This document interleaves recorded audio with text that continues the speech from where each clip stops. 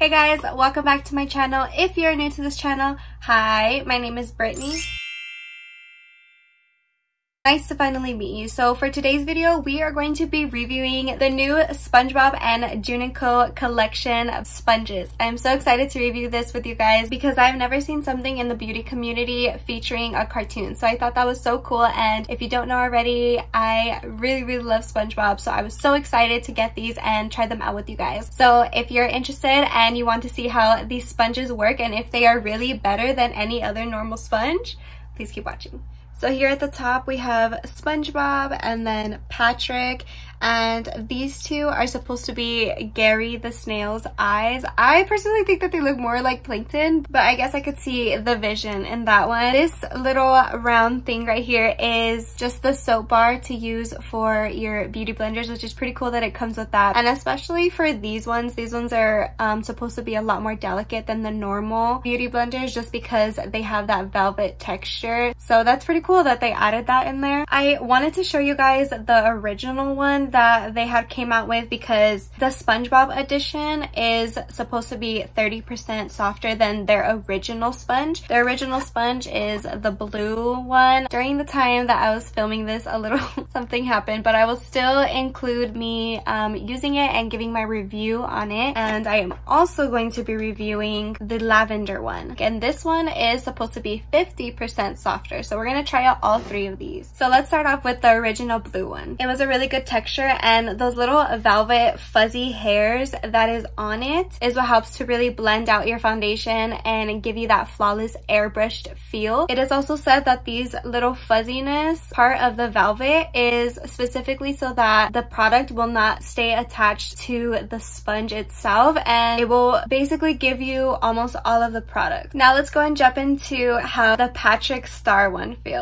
On this side, we're gonna go ahead and blend it with the Patrick Star Velvet Sponge. And on this side, we're gonna go ahead and use the Lavender Velvet Sponge. So already I do feel like the Patrick Star one is definitely softer in touch. You could really feel it like in the base. I do notice that this one holds a little bit more product than the original blue one, but it's still transferring it very nicely. I do feel like the pink one gives me coverage, but not as much as the blue one did. The blue one really made all of my pigmentation not show so much. Okay, so now let's go ahead and see how the lavender works on this half. So I'm gonna use the same bottom portion. This lavender one is supposed to be 50% softer, and I don't know about you guys, but compared to this side already, I'm seeing a huge difference. So far, I'm noticing that the Patrick, it was able to cover a lot more of my pigment and spread my foundation a lot more, whereas the lavender, it really kind of gave me more of a sheer coverage, and you can really see all of my pigmentation peeking through. So I'm really curious to see the difference in all three of them. So I'm going to go ahead and remove this middle section, and then I'm going to go ahead and apply a little in these areas and see how the blue one works on the middle section. So you can see the difficulty that happened. So I guess the good thing about this, which I'm pretty sure you can tell happened by a dog, is that now we can see the inside of it. So now you know that the inside is not velvet, it's the regular sponge, it's just the outside that's the velvet. Okay, so I just want to note that I did use a full coverage foundation. So let's go ahead and recap. So this side is the Patrick Star, this side is the lavender, and the middle section is with the blue. So as far as coverage, I do think that their original blue one covers a lot more. It also doesn't take as much product as the other two did. If you notice, this one is a lot more spread out, but notice how thin the product is still left, versus these ones, the product is still thick and is really caked onto the sponge compared to this one. So I do feel like the blue one definitely covered more and gave me more of my product versus these two. This one is the 30% softer, and I feel like it covered a lot more than the 50% softer. The more softer that you go with the sponges, it seems to be the less product that you're actually gonna get to cover your face with. However, these Juno&CO sponges altogether do give you more product than any other sponge that I have personally used, especially because because they have that velvet texture, so it's going to be resistant to keeping most of your product already, and it's also going to help more with blending and as well giving you that more airbrushed look.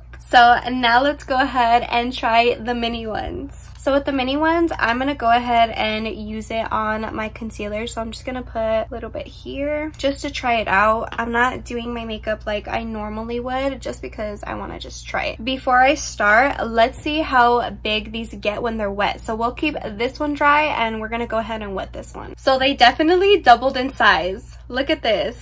So this is the original dry and this is the one wet. Let's see how the dry one works versus the wet one.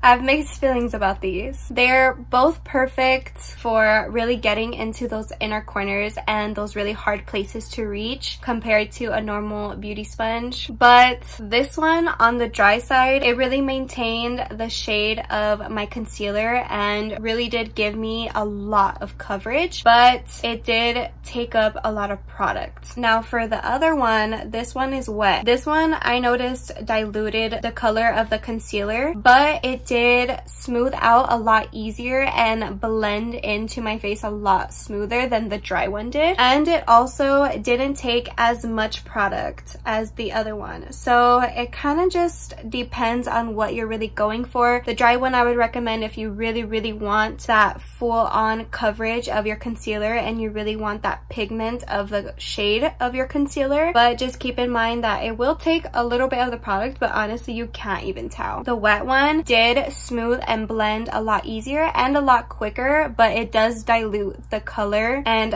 make it like a shade difference in coverage. Now I'm a bit curious to see how they hold powder, so let's go ahead and try to bake under our eyes using the dry and the wet. So I'm just gonna try to use the beauty blender to really set in the baking powder. Okay, now moving on to the dry one. So again, the dry really keeps your under eye brightened, and they both honestly really pick up the powder pretty good. I didn't have a problem with either one. I do feel like they both set my makeup very nicely, but the wet one kind of gave me more of a flawless application, whereas the dry one, it did kind of take away some of the coverage right in my inner corner. And then we're gonna try to set the Patrick side. I noticed that it didn't take so much of the product away from me. It really set my face very nicely, and you could see how it really lathered on to my skin. It didn't keep the powder in one area. I was able to really move it across my face. Okay, and then for the middle, we can just use like this side of the blue. The blue one was more maintained to wherever I would put it on, so I would just have to kind of like blend it around. Also kept a little bit more of the powder product compared to Patrick. As for the lavender, it really held on to the product and actually didn't take up as much product as the Patrick. And it did set my face nicely, but it still really left it more sheer than obviously this side. As for my final thoughts, I would definitely recommend the lavender for using any powdery products. And as for blending the product out, I really recommend the Patrick one, but for coverage, I would really recommend the blue one. And as far as these little guys, I would really recommend maybe blending out your concealer or those hard areas. If you really wanted to maintain its brightness, I would recommend keeping it dry. But if you're more mellow toned with your brightened areas, then definitely go ahead and wet it. As far as using it with powder, I would definitely recommend keeping it wet, because it really blends out evenly versus when it's dry, it does tend to cake up a little bit more and it's a little harder to blend. All in all, I really enjoyed trying out these new sponges with you guys. I really love Juno&CO, and that velvet texture that it has in it just really makes all the difference in the application, and also the way it feels on your face. It's so smooth. It really just feels like a very soft baby's blanket is rubbing across your face, so it's just feels so nice. If you like this video, please give it a thumbs up. Comment down below what you thought of these sponges, and also which one are you going to be trying. Don't forget to click that subscribe button and the notification bell so that you're notified every Sunday, every time that I upload. And as always, thank you so much for watching. Mwah.